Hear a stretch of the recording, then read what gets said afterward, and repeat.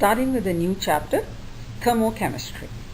So in this video, you will be learning about system, surrounding, heat, energy, exothermic reaction, endothermic reaction, and you will have to know that the SI unit of energy is joules.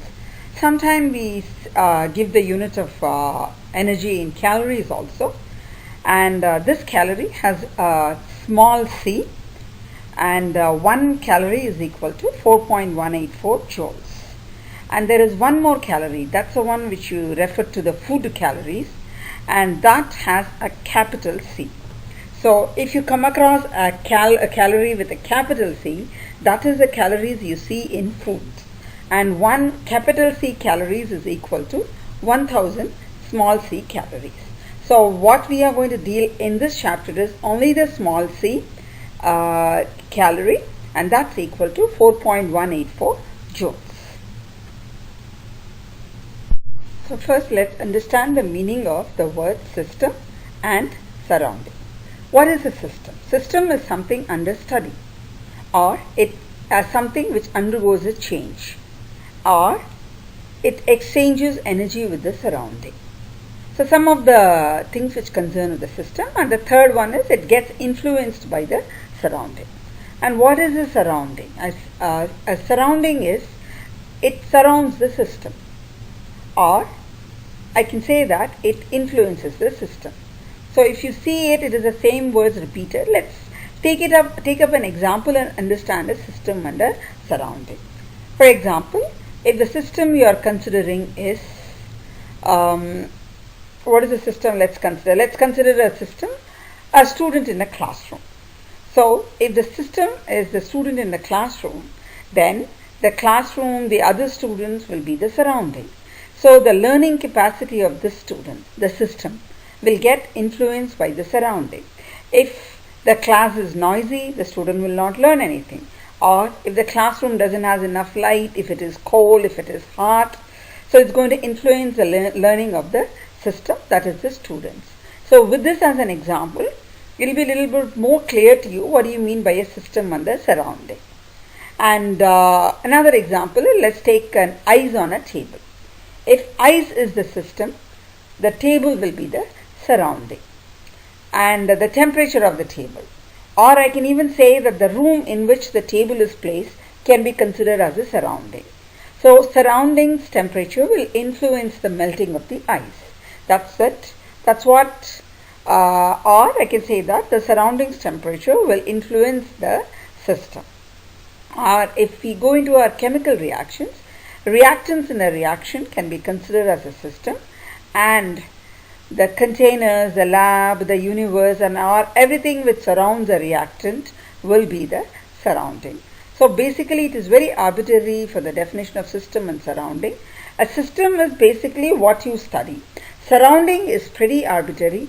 It can start with the most nearest surrounding to the universe itself, but it gets maximum influence only by the nearest surrounding. Let's proceed on to understand two more terms, heat and energy. Heat is the transfer of thermal energy between two bodies that are at different temperature, and the symbol given to it is Q, and is measured in the units of joules or calories, and it is a small c. Then thermal energy is the part of the total potential energy and the kinetic energy of an object that results in the system temperature. And we are going to follow the symbol for energy as U. There are places where a symbol of E is also given for internal energy, and it is also measured in the unit of joules or calorie. The next term we are going to learn about is exothermic reactions. So in case of an exothermic reaction, the thermal energy gets transferred to the surrounding from the system, or we can even say that heat is released, or we can say that delta H is negative. These three things inform us that it's an exothermic reaction. So consider what I've written there. Energy of 92.4 kilojoules per mole is released when nitrogen combines with hydrogen to give ammonia. That means when I write the equation, I can add the heat to the product or I can just write it separately as delta H equals minus 92.4 kilojoules per mole. Another thing is, consider the conversion of gas to liquid and a liquid to solid. So in this case, bond is formed, and whenever bond is formed, the reaction is exothermic. Endothermic reaction. So the definition of an endothermic reaction is opposite of exothermic reaction. In this case, energy or heat supplied to the system by the surrounding. So we can say that heat is absorbed or energy is absorbed. And in this case, it's given by the symbol delta H is positive. So an energy of 88.0 kilojoules is absorbed.